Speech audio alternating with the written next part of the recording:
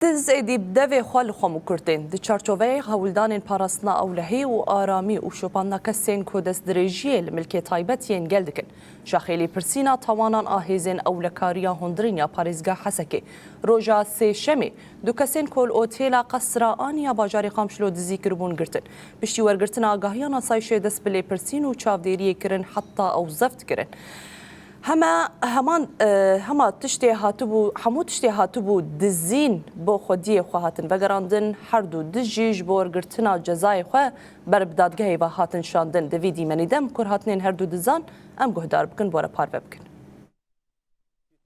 جيت على القامشلي على فندق قصر آني أبو ساكو بشارع الوحدة.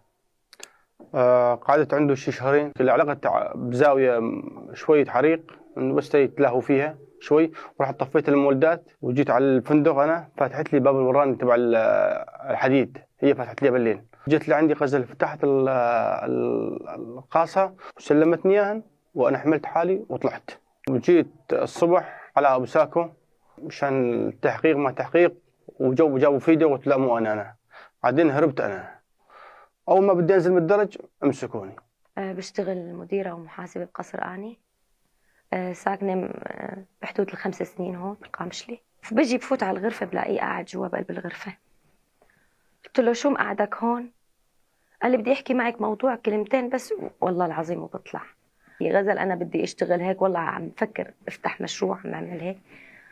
وأنا قلت له أنا شو بقدر ساعدك بساعدك. بقى هو اقترح علي إنه شو رأيك مثلا شيل اللي بالقاصد. اجى يوم اللي بده يسرق قال لي غزل انا رايح على المولده، عمل حريق بجنب المولده، فصل الكهرباء، اجى على الفندق. محمد طبعا بفصل الكهرباء محمد بيروح، محمد المناوب بقى تركه مفتوح. هو شو اسمه راح وعادل فات. بعد ما فات يمكن طالع على غرفه ابو ساكو، اخذ البنطلون وبقلبه المفتاح ونازل لتحت. يمكن ما قدر يفتح الخزنه، حكى معي قال لي غزل انزلي. قلت له شوفي. قال غزل انزلي، ما عم بقدر افتح الخزنه.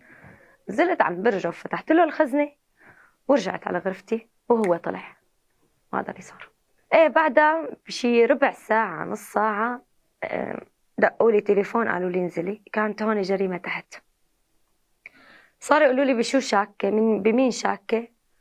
شاكه بشي، يعني شاكه بعادل وما بعرف ايش. قلت لهم ما بعرف، انا ما بشك بحدا.